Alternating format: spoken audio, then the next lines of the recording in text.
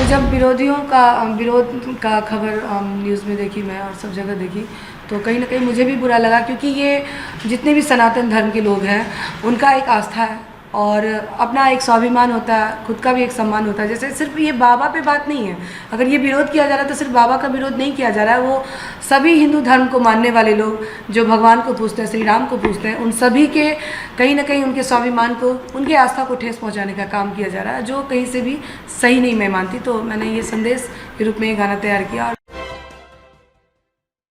नमस्कार, आप देख रहे हैं सिटी पोस्ट लाइव और मैं हूं आपके साथ पूजा शर्मा। कल यानी कि 13 मई को बागेश्वर धाम के महंत धीरेंद्र शास्त्री का बिहार में आगमन होने जा रहा है, जिसका शुभारंभ आज कलश यात्रा से हो चुका है। इसी बीच आपको बताते चले कि बाबा बागेश्वर धाम के पंडित धीरेंद्र शास्त्री के समर्थन में सीखा सिंह राजपूत ने एक गाना लिखा है। आपने खुद लिखा है? नहीं, सावन जी ने लिखा है, सूर्य प्रताप सावन जी ने लिखा है, सामने है, और गाना लिखे भी हैं और म्यूज़िक भी उन्हीं का दिया हुआ है। अगर आप मैं बस उसको गाई हूँ, बाकी सारा आपने गाया है। अगर आप दो मुखरा सुना देती है हमारे दर्शकों को। बिल्कुल। जब जब सनातन धर्म पे अत्याचार हुआ, जब जब सनातन धर्म पे अत्याचार हुआ, तब तब किसी न किसी रूप में ईश्वर का अवतार हुआ। बिहार किसी के बाप का नहीं, बाप का नहीं, बिहार किसी के बाप का नहीं, इसमें नहीं है शंका, बागेश्वर सरकार का पटना में बजेगा डंका, बागेश्वर सरकार का पटना में बजेगा डंका। हिंदुओं को एक करने आ रहे हैं बाबा, एकजुट होना है भैया, लेके फूल चढ़ावा। ये बात है अपने समान का, ये बात है हिंदू समान का, जलेगी पाप की लंका, बागेश्वर सरकार का पटना में बजेगा डंका। आपको लगता है कि धीरेंद्र शास्त्री का पटना में डंका बजेगा, क्योंकि उनका विरोध भी अभी भी जारी है? मंत्रियों ने तो चेतावनी दे दी है कि कल एयरपोर्ट पर ही उनको रोक देंगे। अगर विरोधी लोग भी हैं तो सपोर्ट में भी बहुत सारे लोग, और आई थिंक जितने लोग विरोध कर रहे हैं उससे कहीं ज़्यादा लोग सपोर्ट में खड़े हैं। तो आगे क्या होना ये तो हम नहीं बता सकते हैं, क्योंकि ये कहीं ना कहीं राजनीतिक मैटर अब बन चुका है। तो इस वहाँ उस फील्ड में तो मैं हूँ नहीं कि वहाँ से वहाँ की जानकारी को मैं कलेक्ट करके आपको बताऊँ। मैं एज एन आर्टिस्ट मैं सिंगर हूँ, गाने का काम करती हूँ, परफॉर्म करती हूँ, और ये गाना भी मैं गाई हूँ लोगों के लिए, लोगों को संदेश देने के लिए कि आपस में लड़ाई झगड़ा और जो जातिवाद ये सब जो हो रहा है ये सब बंद किया जाए। और इस गाने से यही मैसेज है। जैसे इस गाने में एक लाइन और है, नफ़रत नहीं हम प्रेम के आदी हैं, नफ़रत नहीं हम प्रेम के आदी हैं, हमें गर्व है हम हिंदुत्ववादी हैं। आप सब भी अपने अपने धर्म पे गर्व कर सकते हैं। ज़रूरी नहीं है कि हम अपने धर्म की प्रचार करें या अपने धर्म की प्रचार करें तो एक दूसरे आपस में एक दूसरे का विरोध किया जाए। सभी को हक है कि आप अपने अपने भगवान, अपने अपने अल्लाह, सबका नाम ले सकते हैं, सबका प्रचार प्रसार कर सकते हैं, सबकी पूजा कर सकते हैं। हिंदू राष्ट्र बनाने की जो बात करें तो ऐसे में आपको नहीं लगता कि मुसलमानों को भी चोट पहुंच सकती है उनके इस बयान के बाद? ये बयान तो अभी तक मैं सुनी नहीं हूँ। ऐसा सुनने में आ रहा है, बहुत कुछ सुनने में तो बहुत कुछ आ रहा है कि बाबा ये हैं, बाबा ढोंगी हैं, बाबा इस तरह से बात, लेकिन जब तक मैं उनसे नहीं मिलूँगी, मेरा मतलब अपना सोच उनके लिए क्या है ये जब तक नहीं डिसाइड कर पाएगा, तो लोगों के सोच पे या लोगों के कहने पे तो हम नहीं जा सकते हैं। लोग बातें हैं, बातें जब किसी तरह का हवा एक चलता है निगेटिव पॉजिटिव, तो उसके पीछे कुछ लोग भागते हैं, कुछ लोग जो पॉजिटिव सोचने वाले लोग वो भी भागने लगते हैं। तो मेरा मानना है कि हम अपने सोच के आधार पे काम करें तो बेटर है। धीरेंद्र शास्त्री के विरोध में यह भी कहा जा रहा है कि वो देश को बांटना चाहते हैं इस तरह का बयान देकर। आपने देखा भी होगा कि कई मंत्रियों ने इस बयान को लेकर विरोध भी जताया है। हाल ही में तेज प्रताप यादव का भी बयान आया, उन्होंने तो साफ तौर पे कह दिया कि धीरेंद्र शास्त्री को आने नहीं देंगे।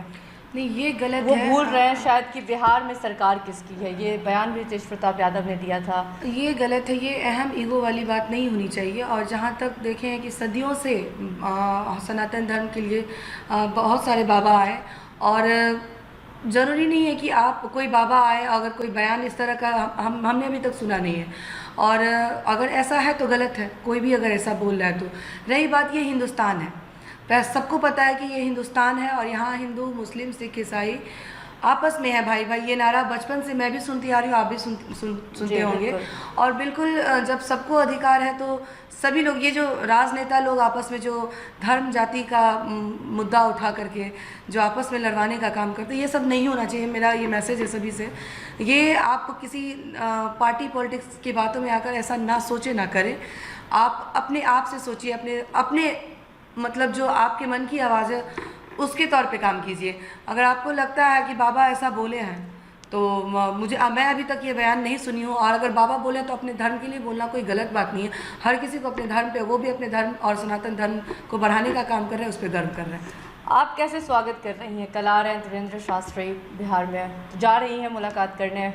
बिल्कुल, मुझे कहीं बहुत जगह से इनविटेशन भी मिला है, बहुत लोगों ने कहा भी है कि जाना है। और मैं सोची नहीं थी, ये गाना भी जब गाई थी तो मैं उस वक्त ये नहीं सोची थी कि ये गाना लोगों तक पहुंचेगी, या फिर मतलब 1 घंटे में महज गाना, लिरिक्स और म्यूज़िक तैयार हुआ। तो 2.5 से 3 घंटे में पूरा सॉन्ग, और वो भी एक टेक इतने में। कम समय में कैसे इतना अच्छा गा लिया? बिल्कुल, जब आनंद तैयारी हो गई, लिरिक्स इतने अच्छे हैं। जब माननीय आनंद मोहन सर के सुपुत्र विधायक चेतन आनंद जी की शादी में थे हम लोग देहरादून में, और उसके पहले से ही चर्चा था बाबा के बारे में। हम लोग तो उतना टीवी और या न्यूज़ पे ध्यान नहीं देते हैं क्योंकि अपना वर्क है उसमें बिजी रहते हैं, तो चर्चा तो पहले से ही बनी हुई थी। और जब रास्ते में हम लोग आ रहे थे, कुछ फैमिली लोग के फ़ोन भी कि भाई तुम लोग इतना अच्छा गा रहे हो तो एक गाना बाबा पे भी बनना चाहिए।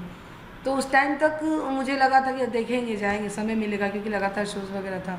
घर आए तो एक दिन का फ्री टाइम मिला हम लोग को, और मेरी आवाज़ अभी भी लगी हुई है। उस टाइम से ही जो यहाँ से वहाँ मसूरी में थोड़ी ठंड थी तो आवाज़ लगी, और सावन जी डिसाइड की कि ठीक है बनाते हैं। और गाना बना भी हमने, डम्मी जो गाना भी आप सुन रहे वो डम्मी है, सिर्फ उसी डम्मी के आधार पे म्यूज़िक बना। और हमने सोचा कि आवाज़ जब ठीक हो जाएगी तो उस गाने को फाइनल गाएंगे, बट आवाज़ ठीक होने के बजाय और बिल्कुल और भी ज़्यादा ख़राब हो गई। तो फिर हम बोले भी कि अब ऐसे कैसे गाएंगे, तो बोले कि रहने दो, ठीक है, भगवान के नाम पे सब ठीक है।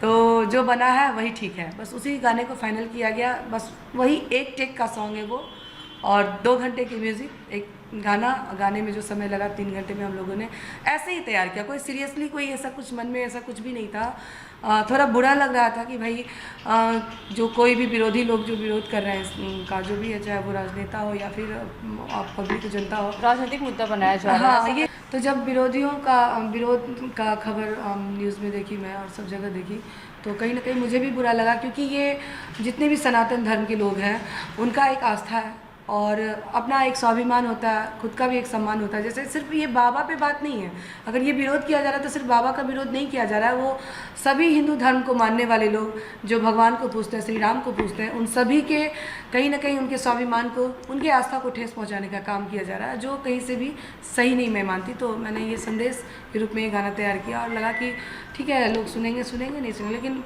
मुझे मालूम नहीं था, मुझे विश्वास भी नहीं था कि ये गाना, जैसे ही मैं पोस्ट की और फर्स्ट न्यूज़ 18 से मुझे कॉल आया था, उसके बाद रातों रात ये गाना लोगों तक गई, तो इस बात की खुशी है। तो अब देखना ये होगा कि पटना में धीरेन्द्र शास्त्री का डंका बजता है कि नहीं। सिंगर थी अभी हमारे साथ मौजूद शिखा सिंह राजपूत ने ये गाना गाया है कि बिहार किसी के बाप का नहीं, पटना में डंका बजने वाला है धीरेन्द्र शास्त्री का। अब देखना होगा कि धीरेन्द्र शास्त्री का डंका बजता है या नहीं, देखना काफ़ी दिलचस्प होगा। लेकिन फिलहाल की इस खबर में बस इतना ही। तमाम छोटी बड़ी जानकारी के लिए बने रहें सिटी पोस्ट लाइव के साथ। इस वीडियो को लाइक करें, शेयर करें और चैनल को सब्सक्राइब करना ना भूलें। धन्यवाद।